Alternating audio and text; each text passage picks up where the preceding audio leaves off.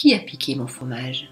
Ce livre de développement personnel nous parle de rats dans un labyrinthe. Ils doivent retrouver un fromage qui leur sert de repas.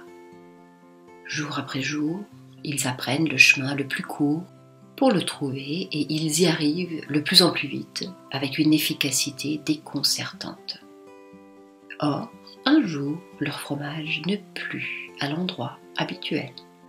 Volatilisé. Panique à bord. Ce n'est pas normal. Certains rats continuent à faire le même chemin, jour après jour, avec l'espoir qu'aujourd'hui, leur fromage sera de retour. Avec efficacité, ils parcourent le labyrinthe pour se retrouver devant le même constat. Pas de fromage. Ils ne connaissent pas d'autre manière d'arriver à leur repas et se laissent mourir affamés.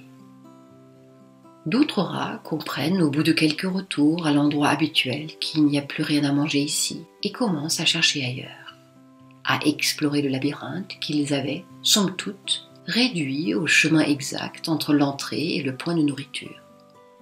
Mais le dédale, lui, est bien plus vaste que cela. Vous vous en doutez, ils trouvent à d'autres endroits du fromage qui leur remplit le ventre.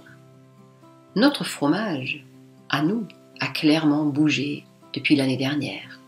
Et nos réactions sont celles de nos confrères, les rats. Certains nourrissent l'espoir que le fromage réapparaît à l'endroit habituel. Ils ont faim, ils profitent des aides gouvernementales, mais le fromage, lui, n'est plus là.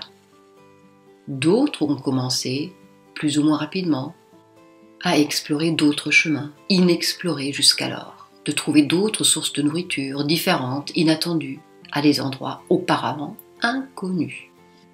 Nous pourrions même dire que la population se divise dans les mêmes deux groupes que les commerciaux, les chasseurs et les cultivateurs, ceux qui cherchent constamment des nouveaux clients et les autres qui nourrissent la relation chez les clients existants. L'ère du « et » est arrivée. Les restaurants sont physiques. La nourriture, elle ne passe pas par Internet. Aujourd'hui, ils combinent les deux, le click and collect. Je ne peux pas faire mes formations en présentiel. Mes clients ont envie d'avancer quand même. Je fais du coaching à distance.